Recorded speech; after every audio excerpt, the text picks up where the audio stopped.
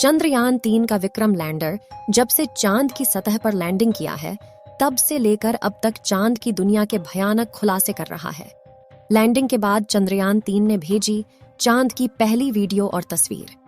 दिखा चांद के दक्षिणी ध्रुव का ऐसा खौफनाक मंजर। अगले 14 दिनों तक चांद पर घूमते हुए चंद्रयान करने वाला है बड़ा कमाल। इसरो का यह मेगा प्लान देखकर दुनिया भर की स्पेस एजेंसीज हैरान हो गई है। दोस्तों, चांद की कक्षा में पहुंचने से लेकर आज तक इसरो के चंद्रयान-3 ने हर रोज लगभग नई तस्वीरें और वीडियो भेजा है।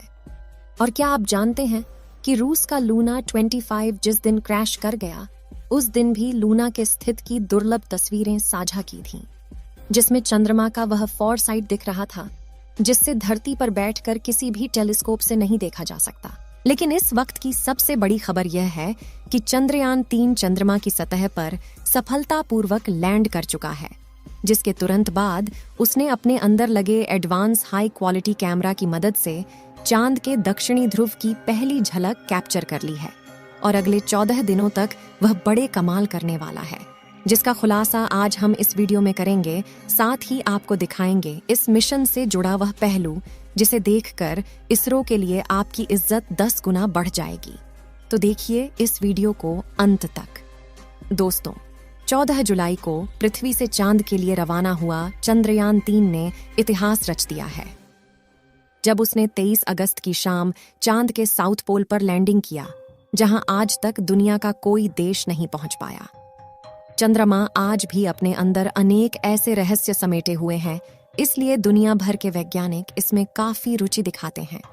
इसी बीच इसरो की तरफ से बहुत ही बड़ी गुड न्यूज आ रही है कि चांद पर लैंडिंग के बाद चंद्रयान-3 के विक्रम लैंडर की कंडीशन बिल्कुल ठीक है और इसलिए चंद्रमा पर रिसर्च करने के लिए अपने प्रज्ञान रोवर को चांद की सतह पर खुला छोड़ दिया है। और ये रोबोट अगले 14 दिनों तक चांद के बहुत बड़े खुलासे करने वाला है।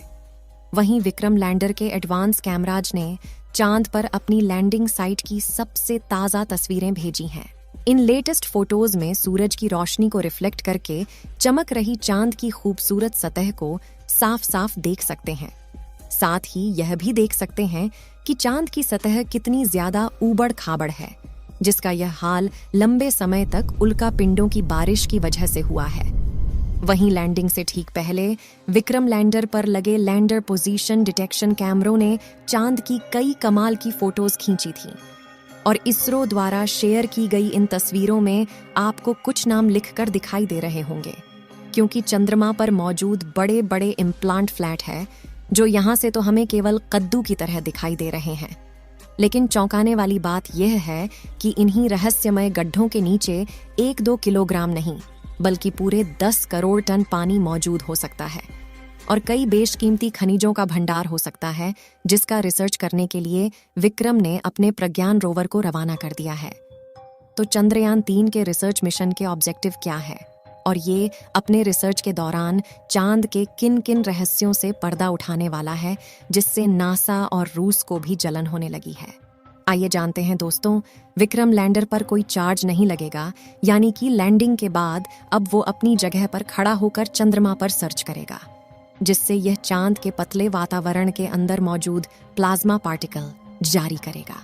दिन और रात में चंद्रमा की सतह के बदलते तापमान की जांच करेगा, अपनी लैंडिंग साइट के आसपास आने वाले भूकंप की गति और तीव्रता की स्टडी करेगा और सतह के नीचे लेजर फेंककर सरफेस एलिमेंट्स की जांच करेगा, जिसके लिए इसके अंदर 4 पेलोड उपकरण लगाए गए हैं। जबकि चंद्रयान-3 का प्रज्ञान रोवर अपने टायर्स की मदद के चलते हुए चांद के दूर दराज इलाकों की तरफ रवाना हो चुका है और चलते चलते इसने इसरो को भी चांद का डेटा भेजना शुरू कर दिया है। आपको बता दें कि प्रज्ञान रोवर में लेजर इंडक्टेड ब्रेकडाउन स्पेक्ट्रोमीटर और अल्फा पार्टिकल एक्सरे स्पेक्ट्रोमीटर जैसे 2 पेलोड उपकरण लगाए गए हैं, जो कि लेजर की मदद से चांद की सतह के अंदर तक जाएंगे और सतह के नीचे मौजूद पानी का पता लगाएंगे। साथ ही यह चांद की मिट्टी और चट्टानों में मौजूद मैग्नीशियम, एल्युमिनियम, क्रोमियम और सिलिकॉन जैसी कीमती खनिजों को भी खोज निकालेंगे और इस रहस्यों से पर्दा उठाएंगे कि आखिर जान के अंदर क्या छुपा हुआ है। यानी अगर अपने इस मिशन में विक्रम लैंडर और प्रज्ञान रोवर ने चांद पर किसी कीमती खनिज या पानी का भंडार खोज लिया तो यह इतना बड़ा कामयाबी होगा कि भविष्य में जब भी चांद का नाम लिया जाएगा तो इसके साथ ही इसरो और भारत का नाम भी जोड़ा जाएगा।